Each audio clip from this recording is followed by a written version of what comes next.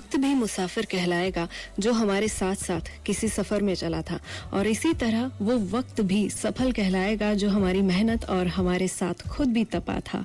और जो मेहनत से अपने वक्त को सफल बनाना जानते हैं वही कहलाते हैं जाने पहचाने। और आज कार्यक्रम जाने पहचाने में हमारे साथ हेलो जयपुर स्टूडियो में मौजूद हैं प्रसिद्ध कवि अविनाश त्रिपाठी जी। आपने 750 से ज्यादा डॉक्यूमेंट्रीज बनाई हैं, बहुत सारी शॉर्ट फिल्म्स आपने लिखी हैं, बनाई हैं, थिएटर और अखबार के लिए लिखा है, आप पत्रकार भी हैं, एक प्राइवेट न्यूज चैनल के कई प्रोग्राम्स आपने डायरेक्ट किए हैं, दूरदर्शन का भी आप हिस्सा रहे हैं, आपने कई गाने लिखे हैं, गीतकार हैं आप, फिल्म की स्टोरीज लिखी हैं आपने, यानी कि आपकी कलम की नोक पर हमेशा आपके विचार रहे हैं। आपकी बनाई गई short film no smoking, Tharu आदिवासी, मजाज लखनवी और अब बस जैसी फिल्म्स भारतीय और विदेशी फिल्म फेस्टिवल में सम्मानित भी हो चुकी है। आज आपके बहुत सारे व्यक्तित्व के पहलुओं को जानने का मौका मिलेगा। तो सबसे पहले अविनाश जी, आपका बहुत बहुत स्वागत है हेलो जयपुर स्टूडियो में कार्यक्रम जाने पहचाने में। बहुत बहुत शुक्रिया, आपने मुझे यहाँ पे बुलाया और मुझे अपनी कुछ बात कहने का मौका दिया। जी, बहुत ही मेहनत से भरी और खूबसूरत जर्नी रही है सर आपकी अभी तक लेखन की। तो सबसे पहले आपसे यही जानना चाहेंगे कि आपके हाथ में आपने कलम कब थामी, क्या उम्र रही उस समय आपकी, आपने लिखना कब स्टार्ट किया, और ऐसी कौन सी प्रबल भावना रही जिसने आपकी जो कलम की स्याही है ना उसे शब्दों में बदलने पर मजबूर कर दिया? देखिए, मुझे लगता है कि कुछ तकरीबन 5 या 6 बरस का शायद मैं रहा हूँगा जब मैंने पहली बार कोई कविता लिखी। जी। वजह क्या थी ये बड़ा मुश्किल है कहना, बट मुझे जितना याद है कि मैं बड़ी डाइवर्स किस्म की पर्सनालिटी थी मेरी। एक तरफ जब मैं घर से बाहर होता था तो मुझे खेलना बहुत पसंद था, मैं क्रिकेट खेलता था, मैं फुटबॉल खेलता था, और जब मैं घर के अंदर होता था तो मैं बड़ा अलूफ हो जाता था, मैं बहुत चुपचाप सा एक कोने में बैठा हुआ शख्स हो जाता था जो बहुत कुछ कहना तो चाहता था पर उतना ही शाई था, उतना ही इंट्रोवर्ट था। जी। तो मुझे लगता था कि मेरे अंदर बहुत कुछ उमड़ घुमड़ रहा है, मैं कहना चाहता हूँ, लेकिन मैं लोगों के साथ शेयर करना शायद कम पसंद करता था, वर्बल तरीके से, वोकल तरीके से। तो मुझे लगा कि जो बातें मेरे अंदर है अगर इनको मैं कहीं लिखना शुरू करूं तो जो भी उस वक्त में मेरी थोड़ी बहुत वोकेबुलरी थी, चूंकि जो घर का माहौल था वो बहुत लिटरेरी माहौल था, पिताजी भी मेरे काफी पढ़े लिखे रहे, माताजी बहुत पढ़ी लिखी रही, जो हमारे ग्रैंडफादर दोनों ही साइड से वो आजादी के पहले के दोनों पोस्ट ग्रेजुएट रहे। तो उस तरह का जो एक पढ़ाई लिखाई का जो माहौल था, मुझे लगता उसने भी कहीं प्रेरित किया मुझे कि अपनी बात को कहीं एक बेहतर सलीकेमंद तरीके से मैं कह पाऊं। और वही 6 बरस के आसपास का मौका रहा होगा कि जब मैंने कोई अपनी पहली कविता लिखी, और इत्तफाकन वो कविता घर वालों को और जो लोग मुझे जानते थे उनको अच्छी लगी। उन्होंने कहा कि इस कविता को तो आपको अवश्य अखबार में भेजना चाहिए, और शायद मैं लकी था कि वो अखबार वाले ने उस कविता को छापा भी। और वहां से फिर धीरे धीरे मुझे प्रेरणा मिली कि मैं अगर कुछ अच्छा लिखूंगा तो वो सिर्फ मुझ तक नहीं रहेगा बल्कि वो समाज के एक बड़े हिस्से तक मेरी बात पहुंच सकती है। और फिर मैंने जो एक शुरुआत की थी उसको अपनी जिंदगी का एक जरूरी हिस्सा बना लिया। जी। और फिर ये कलम थमी नहीं। हाँ, कोशिश आज तक है कि जो अलग अलग तरह के ख्याल हैं या जिंदगी जो आपको दिखा रही है, समझा रही है, उसको आप अपने लहजे में समझें, अपने लहजे में उसको देखें, और उसको एकदम मैं कहूँगा कि खुदरंग स्टाइल में आपके अपने तरीके से उसको आप बयान करें। और वो मैं अलग अलग जो प्लेटफॉर्म्स हैं, अलग अलग जो तरीके हैं, चाहे वो कविता के हो, गजल के हो, गाने हो, आर्टिकल हो, कहानियां हो, हर तरीके से मैं अपना एक खास लहजा उसमें बनाने की कोशिश करता हूँ, और वो आज तक बदस्तूर चल रहा है। जो आपने शॉर्ट फिल्म्स लिखना शुरू किया तो वो कब से शुरू किया, और अभी तक लिखी आपकी जो शॉर्ट फिल्म्स हैं उनमें से कौन सी आपकी फेवरेट है? क्योंकि आपने 750 से ज्यादा शॉर्ट फिल्म्स बनाई हैं, आपने खुद ने डायरेक्ट की है, प्रोड्यूस भी की है लिखने के साथ साथ। जी, शॉर्ट फिल्म मुझे लगता है कि बनाना, ये शुरुआती तौर पे शायद मैं जानता नहीं था कि मैं शॉर्ट फिल्म बनाना चाहता हूँ। मैं फिल्म बनाना चाहता था, और मैं अपनी बातों को ज्यादा से ज्यादा लोगों तक पहुंचाना चाहता था, और ये उद्देश्य था मेरा। और मैंने जब कविताएं लिखी, कहानियां लिखी, कुछ कहानियां अखबारों में छपी, कविताएं अखबारों में छपी, तो ये मुझे अंदाजा हो गया कि आप कितनी भी अच्छी कविता या कहानी लिखते हैं वो एक सीमित पाठकों तक ही आपकी बात पहुंच पाएगी जो पढ़ेंगे उसको। और चूंकि अखबार जो पढ़ने वाले लोग होते हैं वो बड़ी सरसरी नजर से किसी चीज को देखते और पढ़ते हैं, तो मुझे लगा कि मैं कौन सा ऐसा माध्यम चूज करूं जिसमें मैं अपनी बात को बड़े हिस्से तक, समाज के एक बड़े हिस्से तक पहुंचा सकता हूं। तो मेरे दिमाग में आया कि शायद अगर मैं फिल्म बनाऊं तो मैं अपनी बात को बहुत अच्छे तरीके से लोगों तक पहुंचा सकता हूं। फिल्म बनाना, चूंकि मैं एक बहुत साधारण परिवेश का व्यक्ति था और फिल्म बनाने के लिए जिस तरह के पैसे की आवश्यकता होती, रिसोर्सेज की आवश्यकता होती, लिंक्स की आवश्यकता होती, ये सारी ही चीजें मेरे पास नहीं थी। जी। तो मुझे लगा कि एक बड़ी फीचर फिल्म बनाना आज के वक्त में मेरे लिए संभव नहीं है, तो क्यों ना मैं अपनी बात को एक बहुत स्क्वीज्ड फॉर्म में, एक शॉर्ट फॉर्म में अपनी बात कहूं। तो इस तरीके से मैं कहूंगा कि एक एक्सीडेंटल तरीके से शॉर्ट फिल्म बनाने का जो प्रोसेस है, जो प्रक्रिया, वो मेरी शुरू हुई। और एक बार बनने के बाद मुझे लगा कि हाँ, ये एक अच्छा माध्यम हो सकता है। जब तक मुझे एक बड़ी फीचर फिल्म शायद मिले, मैं कम से कम अपनी बात अपने अंदर दबा के न रखूं, उसको लोगों तक पहुंचाऊं। बिल्कुल। और फिर वो एक सिलसिला शुरू हो गया, फिर एक के बाद दूसरा, दूसरे के बाद तीसरी, सारी चीजें चली। आपने जो कहा कि आपकी फेवरेट फिल्म कौन है, ये बड़ा मुश्किल जाता है, क्योंकि हर सब्जेक्ट जब आप उस पर काम कर रहे होते हैं उस वक्त वो सब्जेक्ट आपके दिल के बहुत करीब हो जाता है। और वो फिल्म बनने की जो प्रक्रिया होती है, जहां पहला एक थॉट प्रोसेस आपके दिमाग में आता है, फिर उसको आप एक प्लॉट में कन्वर्ट करते हैं, फिर आप एक स्टोरी लिखते हैं, फिर आप स्क्रीन प्ले लिखते हैं, फिर आप उसमें डायलॉग लिखते हैं। तो इस प्रक्रिया के साथ आप जीने लगते हैं और उसके जो किरदार होते हैं, वो किरदार भी कहीं आपके दिल के इतने करीब हो जाते हैं कि ये बड़ा मुश्किल जाता है कि आपको चूज करना कि ये फिल्म आपके दिल के बहुत करीब है। फिर भी बहुत सारी फिल्मों में, कुछ फिल्में मैंने ऐसी बनाई जो मुझे लगता है कि जिनमें कोई संवाद नहीं था, और फिर भी मैंने कोशिश की कि बिना किसी संवाद के क्या मैं अपने फिल्म को ज्यादा से ज्यादा लोगों तक पहुंचा सकता हूं। और सिर्फ पहुंचा ही नहीं सकता, बल्कि उसका जो मैसेज है वो बहुत स्ट्रांगली कम्युनिकेट कर सकता हूं। तो मैंने एक फिल्म बनाई, नो स्मोकिंग। और चूंकि मैं जब मैंने ये फिल्म बनाई तो मैं एक प्रसिद्ध विश्वविद्यालय में सिनेमा पढ़ाता था जी। और अनफॉर्चुनेटली जो आज का यूथ है, हालांकि वो बहुत ब्राइट है, उसके अंदर बहुत संभावनाएं हैं, लेकिन फिर भी कुछ ऐसी चीजों का वो शिकार इस खास एज में हो जाता है।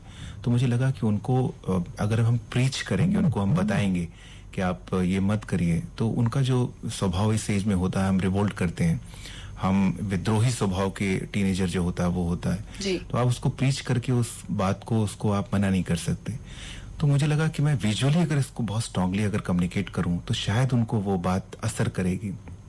और फिर मैंने ये फिल्म बनाई जो सिर्फ 90 सेकंड की फिल्म है, और इस फिल्म में एक भी डायलॉग नहीं है, एक भी संवाद नहीं है, लेकिन वो उसके विजुअल इतने स्ट्रांग तरीके से कम्युनिकेट होते हैं कि जिन बच्चों ने वो फिल्म देखा उसमें से 70% ज्यादा ऐसे बच्चे हैं जो कभी स्मोकिंग करते थे और फिल्म देखने के बाद उन्होंने स्मोकिंग छोड़ दी।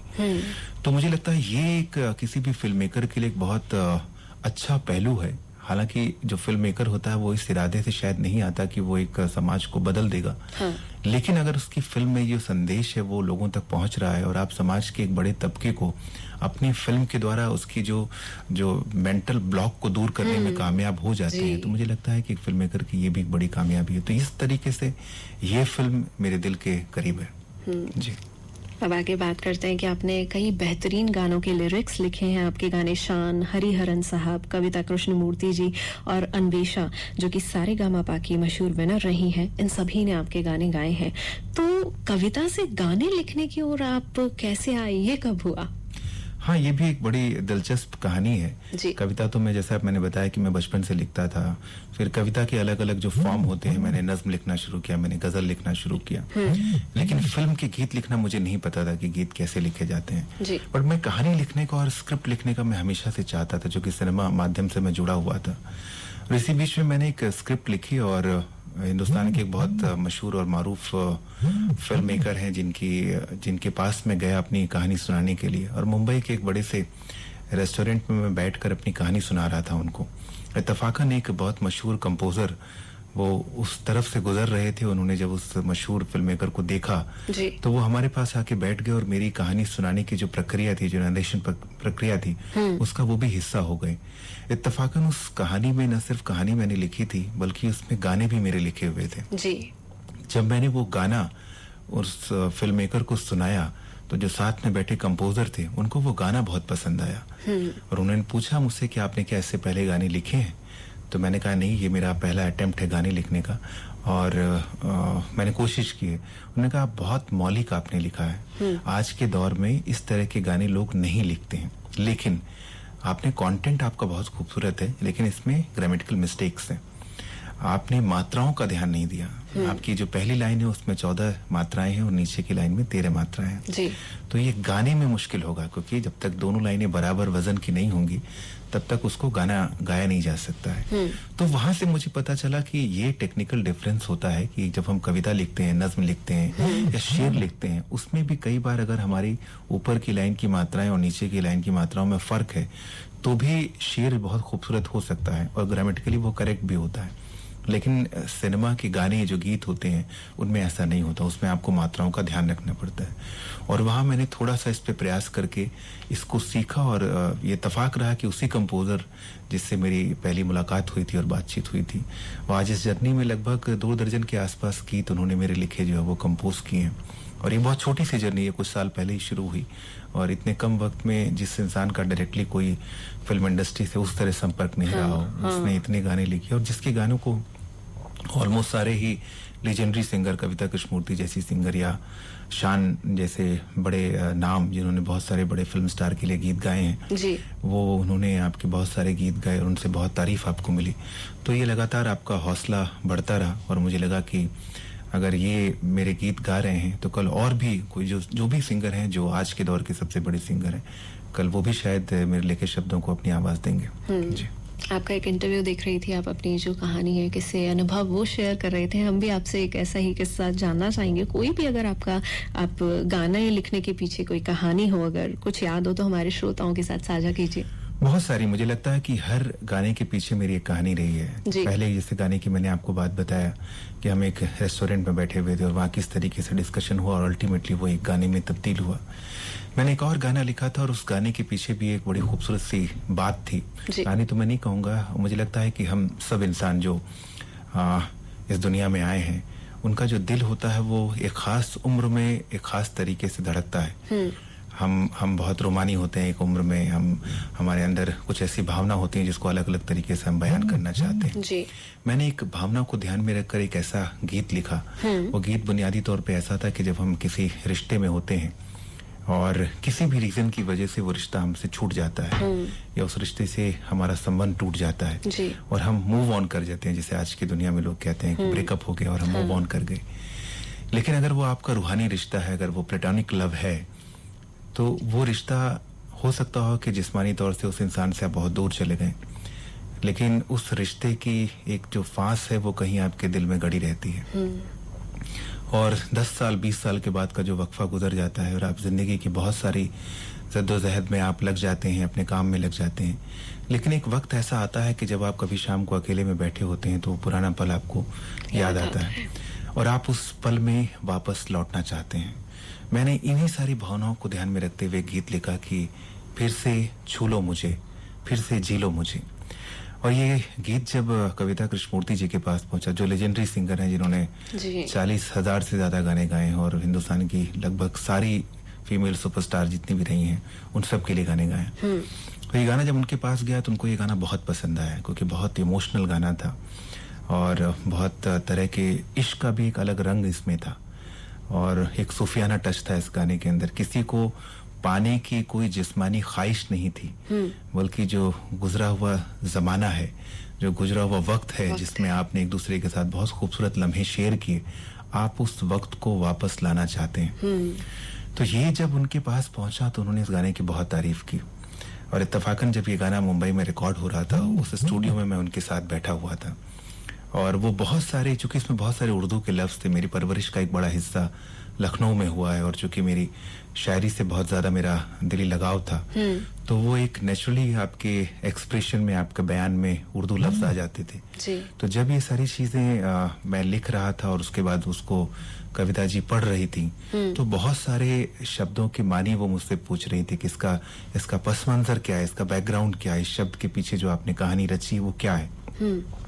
और मैं लगभग हर तीसरे चौथे शब्द के पीछे की जो बात है वो उनको समझाने की कोशिश कर रहा था।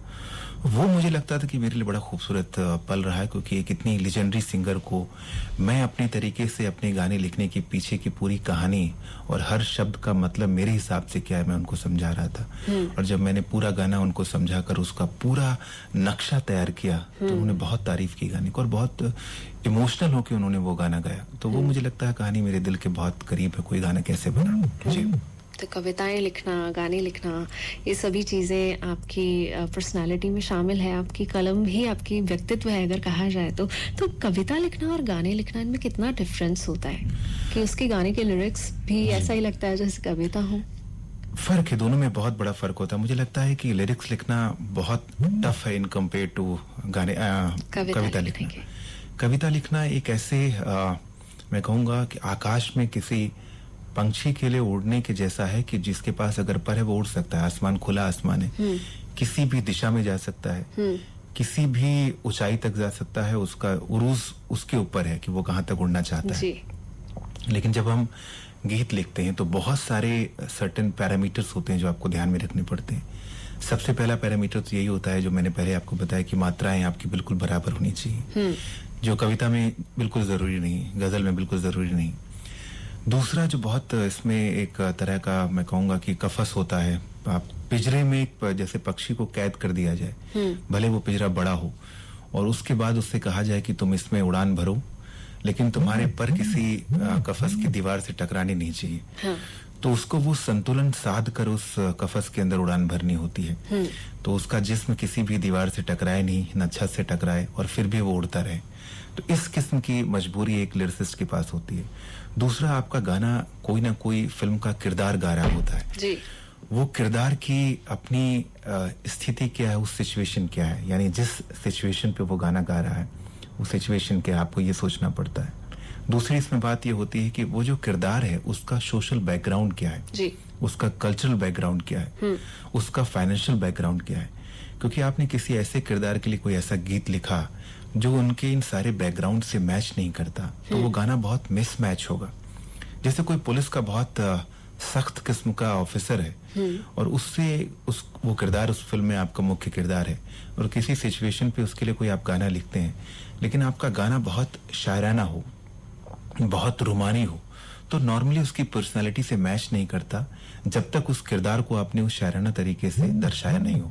अगर वो पुलिस ऑफिसर उस किरदार में भी कहीं शायराना है तब तो वो कहीं उसके साथ मैच करता, अदरवाइज जो जनरल परसेप्शन है उस परसेप्शन में वो किरदार के साथ वो गाना आपका जस्टिस नहीं करेगा। तो आपकी ये मजबूरी होती है कि किरदार के जो अलग अलग बैकग्राउंड्स हैं, सोशल बैकग्राउंड, कल्चरल बैकग्राउंड, उसका फाइनेंशियल बैकग्राउंड, ये सारी चीजें आपको ध्यान में रखनी पड़ती है। फिर उस कहानी में जिस जगह पर आपका गाना आ रहा है वो कहानी में कहाँ कहानी पर पहुंची हुई है, वो स्थिति क्या है, इतने अलग अलग बाउंडेशन आपके पास होते हैं। फिर वो गाना अल्टीमेटली कौन गा रहा है, वो गाना क्या जो गाने वाला गायक है उसके मिजाज से ये चीज सूट करती है कि नहीं, उसकी आवाज सूट करेगी कि नहीं, कंपोजर किस तरह के गाने को कंपोज करता है। तो जब इतने पैरामीटर्स आप सोचते हैं फिर जाके आप एक गाना लिखते हैं जो आप किरदार के हिसाब से लिखते हैं। जी, फिल्म में मजबूरी होती है, इसलिए बहुत टफ होता है। जब तक आपको इन सारी चीजों की नॉलेज नहीं होगी तब तक आप एक अच्छा गीत किसी सिनेमा के लिए, किसी फिल्म के लिए नहीं लिख सकते। जबकि कविता खुला आकाश है, आप जैसा चाहे वैसे लिख सकते हैं। ये बुनियादी फर्क होता है। जी, आगे बातचीत का सिलसिला यूं ही जारी रहेगा कवि अविनाश त्रिपाठी जी के साथ, लौटते एक म्यूजिकल ब्रेक के बाद।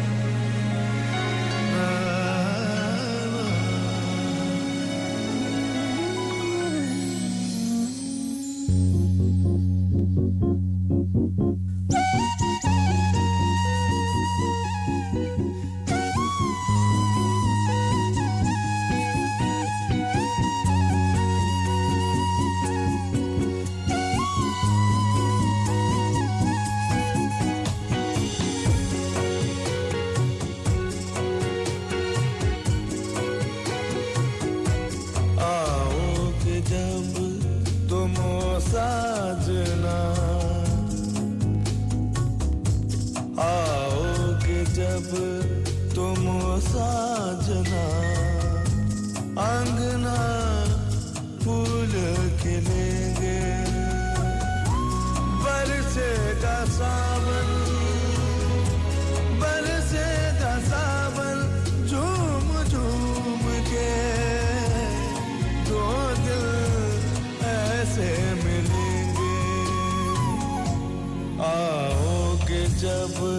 तुम साजना अंगना फूल खिलेंगे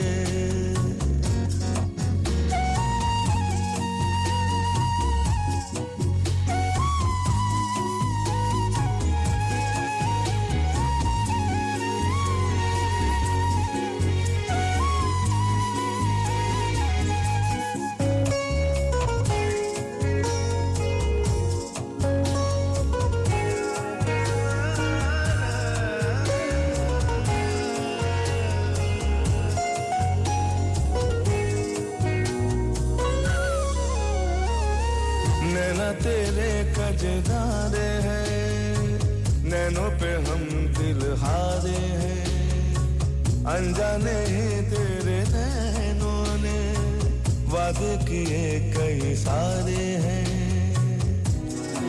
सांसों की लय मध्यम चले तो से गए पर से सावन पर से सावन झूम के दो दिल ऐसे मिलेंगे आओगे जब तुम हो साजना अंगना फूल के देंगे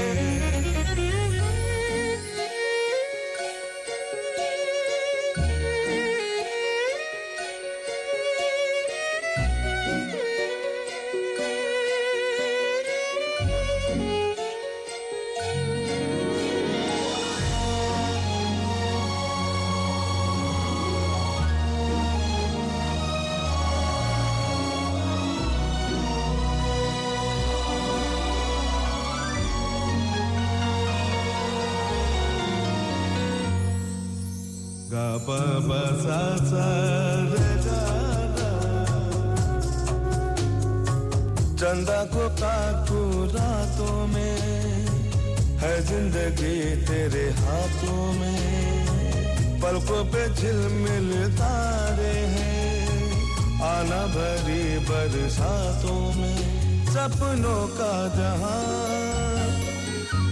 होगा खिला खिला बरसेगा सावन बरसेगा सावन झूम झूम के दो दिल ऐसे मिलेंगे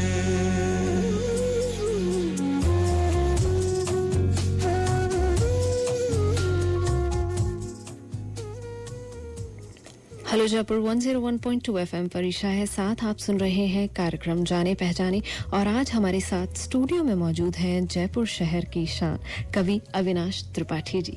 सर आपने लिखने की जो बात कही है आपका जो जर्नी है वो बहुत बड़ी रही है तो अपनी जो काबिलियत थी आपके अंदर उसे साबित करने के लिए आपने कई शहरों का रुख किया तो मुंबई शहर भी आप गए आपका एक इंटरव्यू देख रही थी उसी दौरान मैंने देखा तो वहाँ जो प्रॉब्लम्स आपने फेस की उनके बारे में भी हमारे श्रोताओं के साथ आप साझा करें क्या क्या देखा आपने वहाँ जी मुंबई देखिए एक ऐसा शहर है जो मुझे लगता है कि बहुत इजीली आपको शुरुआत में एक्सेप्ट नहीं करता जी आपकी बहुत परीक्षाएं लेता है आपको लगातार चुनौतियों पे कसता रहता है जी और ऐसी स्थितियों में अगर आप वहाँ की जो परेशानियां हैं चुनौतियां हैं उससे डर कर अगर भाग जाते हैं या हट जाते हैं या वापस आ जाते हैं तो जो जिंदगी में आपने अपने लिए ख्वाब देखे होते हैं वो पूरे नहीं हो पाते और ये सारी चीजें मेरे साथ भी हुई जब मैं दिल्ली और लखनऊ से मुंबई पहुंचा तो कुछ कोशिश की कि मैं अपनी बात जो कहना चाहता हूँ उसको अपने तरीके से कहूँ कुछ लोगों से मिला लेकिन आसानी से वो शहर आपको एक्सेप्ट नहीं कर रहा था और मेरे इत्तफाकन उसी दौरान एक न्यूज चैनल में न्यूज में नहीं कहूँगा न्यूज और एंटरटेनमेंट दोनों ही वो चैनल था उसमें मेरा एक इंटरव्यू हुआ और उसमें जो सामने वाला शख्स था वो हिंदुस्तान का बहुत ही मशहूर जर्नलिस्ट था जी और उन्होंने मेरे से मेरा बायोडाटा देखने के बाद पूछा कि आपने इतने दिन लखनऊ में काम किया आपने ये दिल्ली में काम किया आप मुंबई में किसको जानते हैं क्योंकि उनका शायद मतलब ये था कि अगर मुंबई में कुछ मैं बड़े लोगों को जानता हूँगा तो उनके चैनल के लिए मैं कुछ अच्छे बड़े इंटरव्यू ला सकता हूँगा इस इरादे से उन्होंने पूछा और चूंकि मुझे आए हुए मुंबई में कुछ ही दिन हुए थे तो स्वाभाविक तौर पे मैं मुंबई में बड़े लोगों को नहीं जानता था लेकिन उनका ये सवाल नहीं था कि वो लोग आपको जानते हैं कि नहीं जानते। उन्होंने पूछा कि आप मुंबई में किसको जानते हैं। मैंने कहा मुंबई में मैं सिर्फ 2 लोगों को जानता हूँ, एक मैं बाला साहब ठाकरे को जानता हूँ और दूसरा मैं अमिताभ बच्चन को जानता हूँ। तो हालांकि मेरा जो मेरी बात थी वो बहुत ह्यूमर में मैंने बात कही थी, लेकिन वो हमारी शायद ह्यूमर वाली बात उनको बहुत अच्छी लग गई और उन्होंने फिर मुझे अपने चैनल में एक अच्छी पोजीशन पे रख लिया इमीडिएटली। हालांकि फिर वो हमारा जो सफर है वो बहुत लंबा नहीं जा पाया और कुछ दिन के बाद मुझे लगा कि मैं ये काम करने के लिए नहीं आया, क्योंकि चैनल की जॉब तो मैं दिल्ली और मुंबई और लखनऊ में कर रहा था और मुझे कुछ और करना है। फिर मैंने अपनी तरीके से करने की कोशिश की। बहुत सारी परेशानियां आई, चाहे वो रहने की हो, क्योंकि मुंबई में रहने की बहुत दिक्कत होती है, एक बहुत महंगा शहर है और आपके पास अगर लिमिटेड पैसा हो तो आप किसी अच्छी जगह पे रहना बहुत मुश्किल हो जाता है। तो सारी ये तकलीफें रही हैं, फिर भी मैं कोशिश करता रहा कि इन तकलीफों को, अपने जो इरादे हैं, जो ख्वाब हैं, उनके बीच में ना आने दो। और मैं हमेशा से ये कहता रहा और मानता हूं कि हमें वो ख्वाब देखने चाहिए जो आपकी आंखों से बड़े हों और इतने बड़े हों कि आपकी आंखों में टूट जाएं। जी। इसके बावजूद भी देखिए, उनकी जो टूटने के बाद जैसे कांच टूटता है तो उसकी बहुत बारीक किरचें जो होती हैं वो आपकी आंखों में चुभती रहती हैं। जब तक वो आपकी आंखों में चुभती रहेंगी तब तक मुझे लगता है कि वो आपके सपने को पाने के लिए आपको प्रेरित करती रहेंगी। तो मैंने यही किया, बार बार अपने आप को, जब एक रात कोई ख्वाब टूट जाता था तो मैं अगली रात दूसरा ख्वाब अपने आंखों को दे देता था कि मुझे ये करना है। तो एक नए मुस्तकबिल की तलाश, एक नई चीज, एक नया रास्ता, और उस कोशिश में लगातार अपने आप को तलाशता रहा और बहुत सारी चीजें मैंने की। मैंने बहुत सारे आर्टिकल लिखे, बहुत सारी शॉर्ट फिल्म बनाई, कुछ फीचर फिल्म लिखी, वो नहीं बनी तो डिसअपॉइंटमेंट का भी टाइम रहा। धीरे धीरे इन सारी चीज़ों से उबरता रहा, सेटबैक्स रहे, क्योंकि आप जब इंडस्ट्री का हिस्सा नहीं होते, इंडस्ट्री का हिस्सा से मेरा मतलब है जब आप किसी बड़े इंसान के साथ जुड़े नहीं होते, कोई आपका गॉडफादर नहीं होता, कोई आपको सपोर्ट करने वाला नहीं होता, कोई आपके हुनर पे स्टैंप लगाने वाला नहीं होता कि नहीं मैं यकीन के साथ कहता हूँ कि बहुत टैलेंटेड है। तो आपको अपनी लड़ाई खुद हर जगह करनी होती है और ये एक बड़ा मुश्किल मामला इसलिए भी होता है कि आप अपनी अगर जरूरत से ज्यादा अपनी तारीफ करते हैं कि आप बहुत हुनरमंद हैं तो ये माना जाता है कि आप you are blowing your own trumpet, आप सिर्फ अपनी तारीफ कर रहे हैं। और आप अगर नहीं तारीफ करते हैं तो आपके बारे में बताने वाला तो कोई है नहीं, तो आपके हुनर के बारे में सामने वाले को पता कैसे चलेगा। तो ये बड़ा बैलेंस सा मामला इसमें करना होता है कि आपको थोड़ी अपनी बात कहनी होती है और बहुत कुछ नहीं भी कहनी होती और सामने वाले के कॉमन सेंस पे छोड़ना होता है कि वो आपको कितना जज कर पाया। और ये सफर चलता रहा। इसमें इत्तेफाक से कुछ लोगों ने, जो मेरे अंदर का हुनर था, जो लिखने का हुनर था, जो बोलने का हुनर था, वो मुझे कुछ मौके देने शुरू किए। बहुत सारे जो एंकरिंग की भी जो अपॉर्चुनिटी थी वो मुझे मिलनी शुरू हुई जी। तो मैं खुद ही अपनी बात, मैं कभी स्क्रिप्ट लिखकर मैंने आज तक कभी एंकरिंग नहीं की।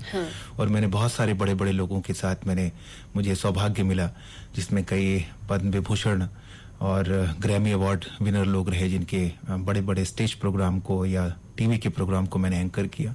और मैं कभी लिख के एंकरिंग नहीं करता था। तो जब भी कोई ये देखता था कि इतना लंबी चौड़ी बात बिना किसी लिखे स्क्रिप्ट के ये कोई शख्स कर रहा है तो उनको कहीं ना कहीं मेरे लिखने और मेरे बोलने दोनों की जो काबिलियत, दोनों के जो हुनर थे उस पर यकीन होना शुरू हुआ। और वहां से फिर एक रास्ता शुरू हुआ। तो ये कुछ परेशानियां थी लेकिन उन्हीं परेशानियों के साथ हल भी थे साथ में जी। और अपने बलबूते पर, अपने दम पर जो बनी पहचान होती है ना, उसकी छाप लंबी किसी के दिल पर हम छोड़ सकते हैं। आप लिखने की ताकत बखूबी जानते हैं। तो एक स्वतंत्र पत्रकार आपकी नजर में कौन है?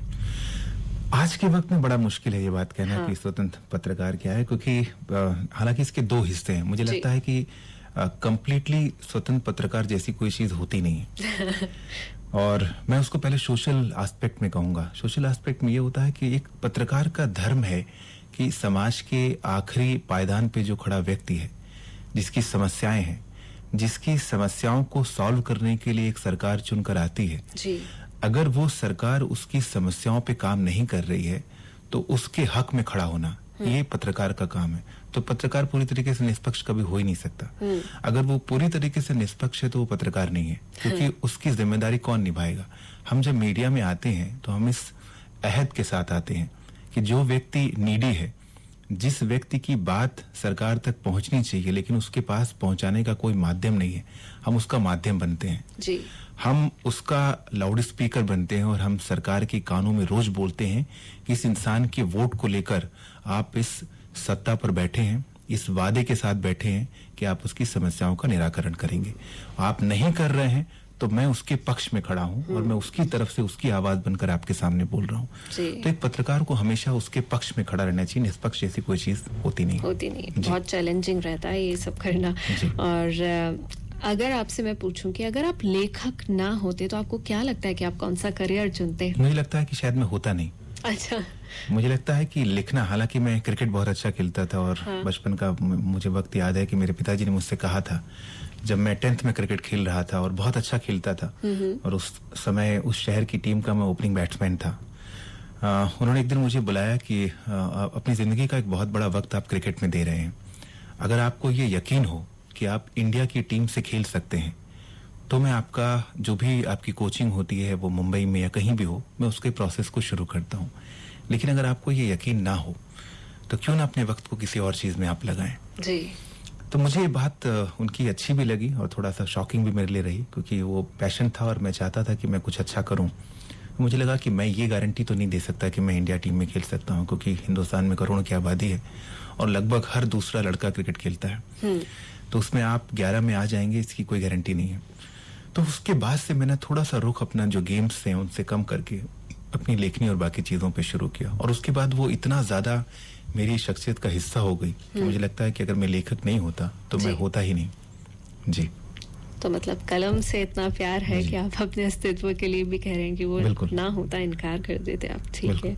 आपके जीवन में कोई काश रहा है, मतलब कोई अधूरी ख्वाहिश की काश ऐसा हो जाता? बहुत है। मुझे लगता है कि जहां आपकी सारी ख्वाहिशें पूरी हो गई वहां आप जिंदा रहते हुए भी ऑलमोस्ट आप मर जाते हैं। ख्वाहिशें होनी चाहिए। मेरा सिर्फ सोचना ये जिंदगी में कि ख्वाहिशों का रंग उजला होना चाहिए।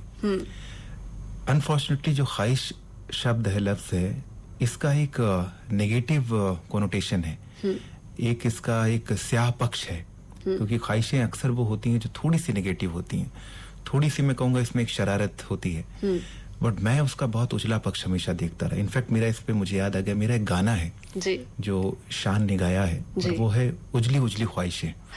तो ख्वाहिश का रंग उजला भी हो सकता है, जो आप सोचते हैं वो प्लेटोनिक भी हो सकता है, वो बहुत रूहानी भी हो सकता है। तो बहुत सारी मेरी ख्वाहिशें हैं जो अधूरी हैं, और मुझे लगता है कि जिंदगी की मेरी जब आखिरी सांस होगी तो भी बहुत सारी मेरी ख्वाहिशें होंगी जो अधूरी रह जाएंगी, और वो शायद मुझे नेक्स्ट कभी अगर मौका मिला तो पूरा करने का अपॉर्चुनिटी मिलेगी। और ये होना चाहिए। मैं एक बहुत बड़ी फिल्म बनाना चाहता हूँ जो बहुत खुदरंग हो, जो कोई फिल्म देखे और ये देख के कह दे कि अविनाश की फिल्म है, क्योंकि ये लहजा तो सिर्फ अविनाश के पास है। अपनी बात को बयान करने का ये जो बहुत मुख्तलिफ तरीका आपको दिख रहा है, ये मैंने सिर्फ अविनाश में देखा है। जब इस किस्म की फिल्म में बनाऊं और ऑडियंस देख के पहचान जाए, जिसको हम सिनेमा की लैंग्वेज में सिनेमा वेराइट कहते हैं, तो मुझे लगता है कि मेरी एक बहुत बड़ी ख्वाहिश पूरी होगी। ऐसी बहुत सारी ख्वाहिशें, आप इंसानी रिश्तों में रहते हैं तो बहुत सारी ख्वाहिशें होती हैं, आप प्रोफेशनल लाइफ में होते हैं तो बहुत सारी ख्वाहिशें होती हैं, और ख्वाहिशें जिंदा रहनी चाहिए। जी। मुझे भी पर्सनली ऐसा लगता है कि एक कसक जो है ना वो बाकी रह जानी चाहिए, फिर लौट कर वहां जाकर वो जो एक और फिर उसे पूरा नहीं करने में भी एक मजा है। उसे फिर से कसक के रूप में छोड़ दो, फिर कहीं निकल जाओ, फिर लौट कर आओ, फिर इस तरीके से एक जर्नी बड़ी प्यारी लगती है। तो अगर आप अपने यंगर सेल्फ को एडवाइस करना चाहेंगे, देना चाहेंगे कि भाई अब आप सोचिए कि आप छोटे हैं, तो आप अपने आप को क्या समझाएंगे? अपने आप को, अभी वाले यंगस्टर्स को नहीं, आप अपने आप को क्या समझाएंगे? अपने यंगर सेल्फ को क्या एडवाइस करेंगे आप? मुझे लगता है कि बहुत सारी चीजें मैंने की, लेकिन मैं अगर थोड़ा सा फोकस्ड और होता अगर उस दौर में, तो शायद ज्यादा जल्दी में बहुत सारी अपनी मंजिलें क्रॉस कर जाता। आप बहुत कुछ जब करते हैं तो उसमें कुछ कुछ छूटने लगता है आपसे। जी। और शायद मेरे साथ भी था कि मैं एक ही टाइम पे मैं जर्नलिज्म भी कर रहा था, मैं दूरदर्शन का एंकर भी था, मैं उसी टाइम पे कविताएं भी लिख रहा था, मैं उसी टाइम पे गजलें भी लिख रहा था, मैं नज्म भी लिख रहा था, मैं कहानी भी लिख रहा था, मैं और बहुत सारे एक्टिविटीज का हिस्सा था। तो मुझे लगता है कि जब दोनों हाथ आपके भर जाते हैं, उसमें एक खास चीज जो आपकी होती है वो कहीं आपके हाथ से छूटने लगती है। तो ये अगर मैं शायद मुझे दोबारा मौका मिले अपने उस उम्र को जीने का, तो उसमें मैं अपनी चीज़ों को थोड़ा सा ज़्यादा ऑर्गेनाइज करूँगा, थोड़ा सा किसी एक चीज़ पे ज़्यादा मैं जोर डालूंगा, क्योंकि हम बहुत दिशाओं में जब दौड़ने की कोशिश करते हैं तो वो ख़ास दिशा जहाँ आपको मंजिल मिल सकती थी वो कहीं आपसे दूर हो जाती है। जी। और आगे क्या प्लान कर रहे हैं आप? भविष्य में आपका कौन सा काम हमें देखने के लिए मिलेगा? भविष्य में बहुत सारी मेरी फिल्में हैं जो मुझे लगता है कि इस साल शुरू होकर शायद अगले साल की शुरुआत में रिलीज होंगी। जी। मैं 4 अलग अलग हिंदुस्तान के बड़े प्रोड्यूसर और डायरेक्टर के लिए मैं फिल्में लिख रहा हूँ, उनके स्क्रीन प्ले लिख रहा हूँ, उनके डायलॉग लिख रहा हूँ, कुछ फिल्मों में गीत लिख रहा हूँ, गाने लिख रहा हूँ। तो ये सब अंडर प्रोडक्शन है जो इस साल के अंत में या अगले साल की शुरुआत में आएंगे। जी। तो बहुत दिनों से जो मेरे अंदर था वो अब शायद मेरे जरिए किरदारों के मुंह से निकलेगा। जो मैं बात कहना चाहता हूँ वो मैं खुद से नहीं कह पाता तो मैं अपने किरदार के उसकी शख्सियत का उसको हिस्सा बना देता हूँ। तो वो सारी चीज़ें, और कमाल की बात यह है कि इसमें जो फिल्में मैंने लिखी वो बहुत अलग अलग जॉनरे की फिल्में हैं। इसमें मर्डर मिस्ट्री भी है जो मेरी जो शख्सियत है उससे बिल्कुल मैच नहीं करती। जी। जो मैंने फिल्म लिखी है बहुत सोशल फिल्म भी है, उसमें कॉमेडी फिल्म भी है और उसमें हॉरर भी है। तो मैंने ये भी कोशिश की है कि एज ए राइटर मैं अपने आप को किसी एक खास खांचे में नहीं ढालूं, बल्कि मुझे लगता है कि जो राइटर होता है उसको ऐसा होना चाहिए कि किसी भी किस्म का उसके पास अगर प्लॉट आए, थॉट प्रोसेस आए, तो आप उसको एक बेहतरीन कहानी की शक्ल देखने का जो अख्तियार है वो आपके अंदर होना चाहिए। जी। तो मैंने इस तरह के अलग अलग विषयों का चुनाव किया और उन सब पर एक बेहतरीन स्क्रिप्ट लिखने की कोशिश की। जी। आप अपना अस्तित्व कविता को बताते हैं तो आप ही का लिखा कुछ आपसे सुनना भी चाहेंगे। जरूर। मैंने अलग अलग फॉर्म में चीजें लिखी हैं। मैंने कुछ नज्म लिखी, कुछ हिंदी कविता लिखी, कुछ गजलें लिखी। जी। तो मेरी एक हिंदी कविता है जो अगर आप इजाजत दे तो मैं उसको सुनाऊं। जी बिल्कुल सर। और इसका जो उन्वान है, इसका जो टाइटल है वो इंतजार।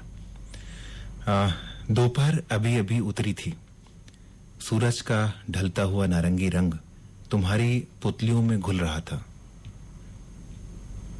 दोपहर अभी अभी ढली थी, सूरज का ढलता हुआ नारंगी रंग तुम्हारी पुतलियों में घुल रहा था। सांझ के पक्षी मध्यम कलरव के साथ जब लौट रहे होते थे, यही वो वक्त होता था जब तुम खिड़की पर अपनी पनीली आंख रख देती थी। धूप ढलकर अब अदसी की चांदनी हो जाती और तुम रेतीले ख्वाबों के टीलों पर अनायास प्रेम का कोई पुष्प बोने लगती। फिर थक हार कर आंखों में उम्मीद का सुर्ख दिया जलाकर सो जाती।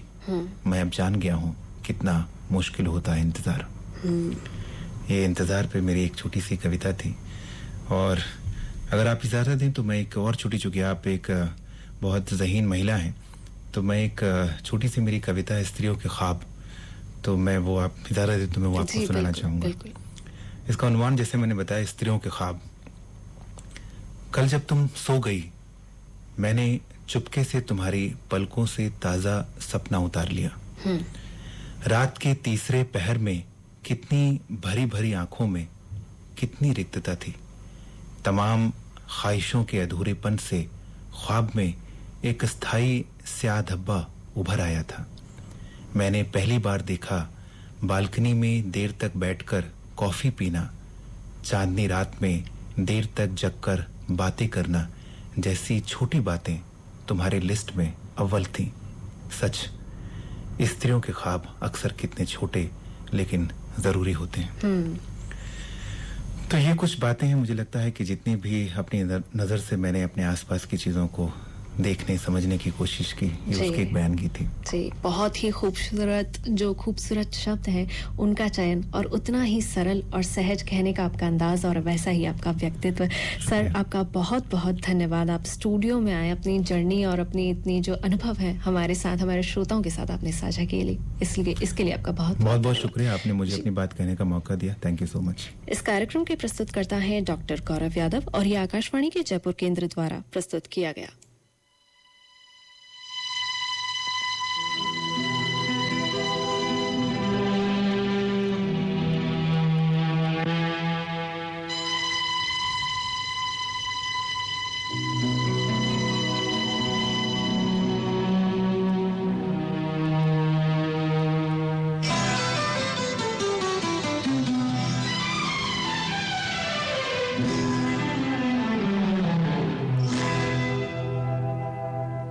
मैं शायर तो नहीं, मैं शायर तो नहीं,